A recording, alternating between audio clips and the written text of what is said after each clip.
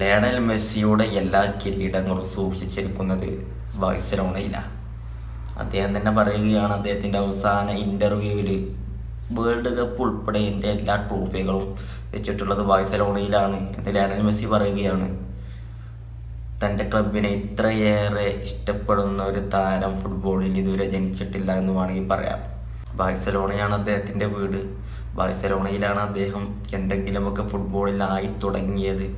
അദ്ദേഹം ഭൂരിപക്ഷം നേട്ടങ്ങളും നേടിയത് ബാഴ്സലോണയിൽ നിന്നാണ്.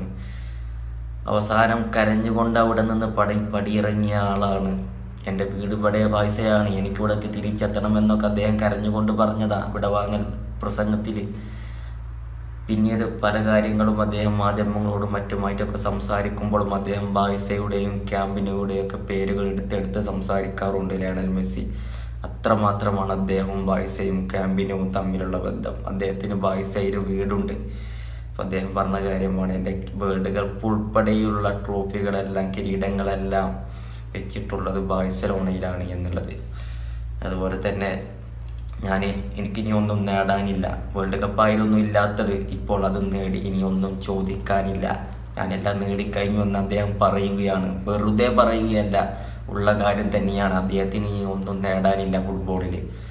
കംപ്ലീറ്റ് ഫുട്ബോളർ എന്ന് വിളിക്കാൻ പറ്റിയ ഒരു താരം ലയണൽ മെസ്സി. അദ്ദേഹം മനസ്സ് തുറന്ന് കാണും. ബാഴ്സലോണയെക്കുറിച്ച് സംസാരിക്കുമ്പോൾ അദ്ദേഹത്തിന് 100 നാവാണ് എന്ന് പറഞ്ഞ പോലെ തന്നെ ബാഴ്സലോണ തന്നെയാണ് അദ്ദേഹത്തിൻ്റെ വീട് എന്ന് അദ്ദേഹം വീണ്ടും വീണ്ടും സംസാരിക്കുകയാണ്.